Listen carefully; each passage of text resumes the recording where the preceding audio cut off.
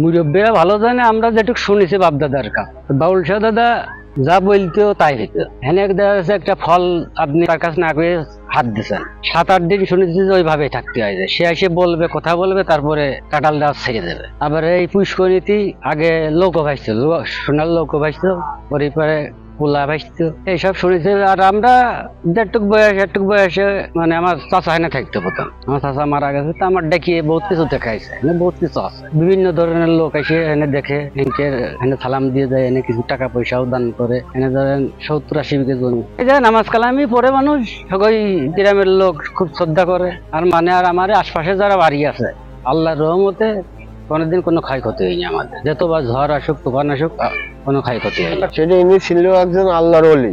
Inner বিভিন্ন রকমের ফল ফুলের গাছ গাছারা থাকতো, কাঁঠাল, আম, জাম, কলা, লিচু। কেউ যদি ইনার কাছ দুটো চাইয়ে 3 দিয়ে কাটেছে, সে আর সেই জিনিস খাতে পারেনি, ভাতে গেছে হয়তো সেদিনে। কেউ যদি একটা কাঁঠাল তার কাছ না খেয়ে কাটতে গেছে, ওই কাশি বাজাইয়ে ওই জায়গায় বলে দাঁড়া থাকে। তার বাপ চাচারা আমারে বলে গেছে যে জায়গায় আমার জন্মস্থান, তোমার জন্মস্থান, কোনো বিপদ আপদ আল্লাহর রহমতে হবে না, জেনেই থাকুন। আর দিনের বেলা এর মোকামবাড়ির এরিয়ায় আসিয়ে পড়লে পারে আল্লাহর রহমতে কোনো টেনশন করবে না, আল্লাহর রহমতে আল্লাহ ভার করে চলবো। আমরা এতটুকু জানি যে এই যা বাউল শাহ, তার মানে এমন কিছু ধারণা ছিল যে আপনি যে ঝিঙেটা গল্প করেছেন, সে এমনি জানতে পারছে যে ঝিঙেটা আপনি গল্প করিয়ে আপনি আসবেন, কি এনে এসে হয়তো জিরিয়েবেন, কি এনে এসে কোনো কিছু পান করবেন, আগে জানিয়ে ফেলছে। আমার হাতেই হয়েছে। আর এনে মেলা কিছুই ছিল, মেলা মসজিদ ছিল, হাওয়াখানা ছিল, মানে ফকির যে জায়গা বসতো সেই জায়গাটাও তার সৌন্দর্য ছিল, মানে এমন কায়দায় করা ছিল।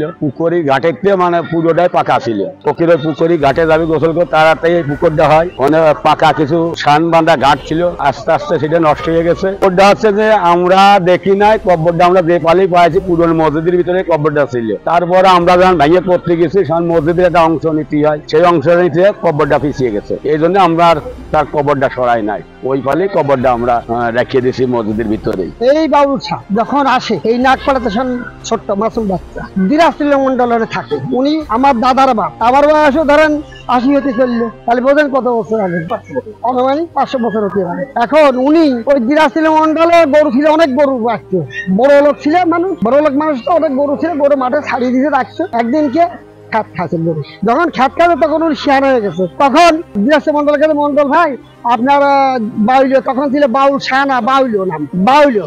বাউলিও মাঠে গরু ছাড়ি যায়, গরুতে খাত খায়, এই বাইলে তুই বলে গরু ছাড়ি দিয়ে গরু খাত খায়, না বাপজান গরুতে খাত খায় না, খাত খায় না, চলেন যে গরু খাত খায়, খেতে গরু কাজে বলে, আরে গরু ঘাস খাতি, তোরা খাত খাইছিস, গরু আর খাত খাইলো না, বুঝেছো? যখন খাত খাইলো না, তখন বুড়ো তার হাত ফেলে যাবে, তোর গরু রাখতে আর দেবো না, তখন ওই গরু রাখতি।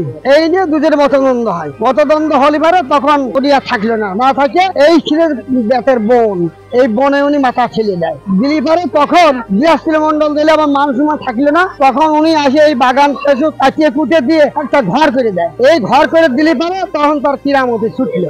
সে বাগানে বইছিল, বনে বসেছিল, হয়তো একটা ফুল দিয়ে দিয়েছে, এইরকম হতে হতে মানে তার আল্লাহ এত ক্ষমতায় দিয়েছিল, এই দেশের মানুষ আসিয়ে চিকিৎসাপত্র হয়েছে, জমু তার নামে 90 বিঘে জমি দান পত্র করে দিয়েছে। মসজিদ করেছিল, ছোট একটা মসজিদ করেছিল, আর ওমিনদের একটা কাছারি ছিল, মানে বসতো। 2.5 মাস থেকে 3 মাস এই জায়গা খেদমতে ঢুকছি। আর এই জায়গার মসজিদের ইমাম সাহেব নামাজ কালাম পড়ায়, বিকালে আসছে শিশুদের কোরআন শিক্ষানো হয়। হ্যাঁ, উনি অনেক ভালো মানুষ ছিল, ওনার দ্বারা অনেকের উপকৃত হয়েছে, এই কারণে ওনাকে অনেকেই শ্রদ্ধা করে, ভক্তি করে। আমরা এখানে আরবি পড়তে আসি, নামাজ কালাম পড়তে আসি, ইমাম সাহেব আমাদের নামাজ কালাম পড়ান। আর হচ্ছে এখানে আব্বু আম্মুর সালাম দিয়ে আমাদের আব্বু আম্মুর নামাজ পড়তে বলেছেন, আব্বু আম্মুর সম্মান দিতে বলেছেন।